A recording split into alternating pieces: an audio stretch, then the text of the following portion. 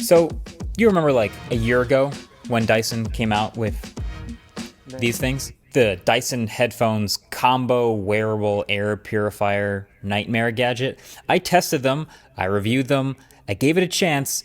It ended up still being the single dumbest product I've ever reviewed. Still is. So imagine my surprise when Dyson unveils a new product a year later and it's just headphones. It's just like they removed the stupid air purifier part and left behind the giant metal pair of Dyson headphones. Man, we have seen these Dyson headphones. If you remember in Mr. Who's the Boss video as well, I bought the most pointless tech ever. Yeah, we have seen it in that video as well. Yeah. Headphones that were kind of overshadowed last time. This is them, and they are $500. So yeah, of course I'm going to give them a shot. Because, on the off chance that someone out there was turned off by the super spreader air filter thing, but was still intrigued by the idea of a pair of super high-end Dyson active noise canceling headphones, I'm dedicated to giving these a fair shake. And the thing is, it might not seem to make much sense until you consider that AirPods Max also exist. In fact, the more you compare them, the more it feels like Dyson just saw AirPods Max just getting dusty, sitting in the corner, no updates after 4 years, still has a lightning port, still super heavy, just unchanged, and still getting sales at $550, and thought, okay, well, surely that audience is looking for an alternative, right? Yeah. And when you put them side by side, it becomes actually pretty clear to me that what Dyson seems to have done is aimed to basically one-up Apple's headphones in as many ways as they possibly could, while still being in the same exact category of huge, heavy, noise-canceling headphones. So like I said, these things retail at $500, but that is $50 cheaper than Apple's. It has replaceable ear cups for $50 a piece. Believe it or not, that also undercuts Apple. The rated battery life is 55 hours, which is just dramatically better. It more than doubles AirPods Max is 20 hours. Also, Dyson's headphones work the same on both iPhone and Android. And of course, these also have a real off button. So, yeah. But anyway, I think I have to start with the fact that these headphones are somehow heavier even than Apple's. These are the heaviest headphones I've ever tested, 451 grams, which is not great on paper, but the thing that they at least do well is they distribute it well across your head. Now, everything on these headphones is metal, like not just the ear cups, but also the hinges, the top band, and then basically just this top cushion is super soft. The left and right ones actually aren't super soft, even though they look the same, and that's because they've put batteries in here. So the weight now is actually higher off of the ear cups, which is how they managed to be, I'd say, just as comfortable as AirPods Max. They feel different, but not a high bar. They're still super heavy. It's just they're not super uncomfortable for sitting around and passively listening for a while. And honestly, there's actually a lot of interesting, sometimes clever design with these headphones. The main one really being these interchangeable back plates and ear cushions. I'll get to how they sound, don't worry. But these ear cups are a quarter twist and an unlock away from being totally replaceable. And then these back materials, it's just a cap that is also a quarter twist away from being totally replaceable as well. So they can both be replaced with different colors, and then you can mix and match different combos of ear cups and back plates. Now, you don't actually get like a bunch of these with the headphones.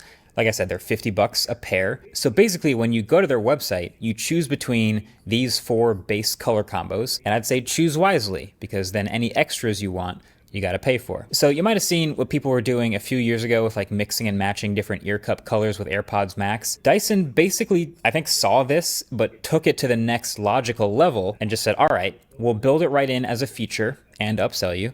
And it's fine. It works. Is it a bit of a gimmick?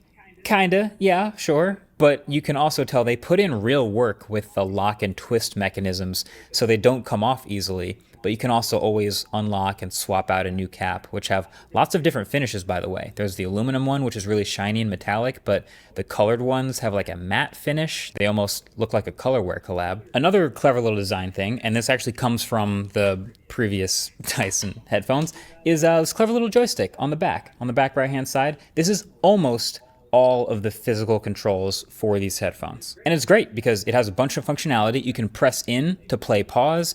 You can go up or down for volume. Left or right moves you through tracks. And it sticks out so it's easy to find blind. You don't even have to see it. Then the only other physical control is double tapping the left ear cup to turn on and off noise cancellation or transparency mode.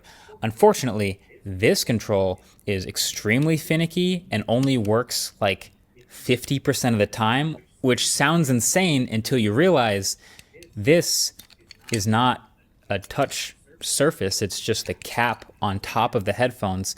So I imagine it's some sort of like force sensor. So you like really have to smack the headphones to change it. Yeah, that's not great. But a couple other small observations. The chime that plays when you first put them on is super loud every time. I don't know why.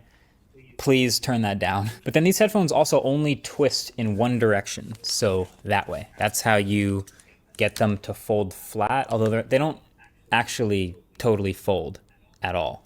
So to bring them with you, you need this. This is the case. I mean, I guess you don't need this case, but this is the one it comes with. It's basically 2 flat boards of silicon connected by some elastic. And you kind of just push the headphones down right in there. You do have to shrink them down a little bit. And there is one pocket near the top for any cables you want to take with you. Sure, that's fine. These headphones also have on-head detection, so they can automatically play when you put them on and then automatically pause whatever you're listening to when you take them off. Pretty standard for high-end headphones.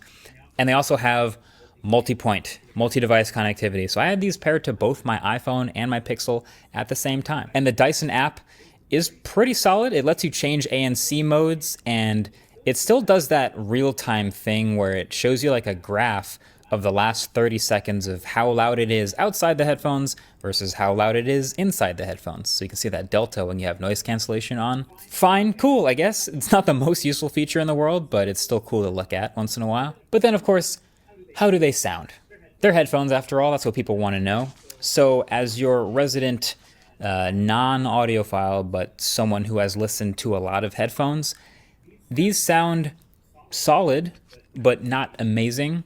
I actually did listen to a lot of back-to-back with the AirPods Max, because that feels like the appropriate comparison here.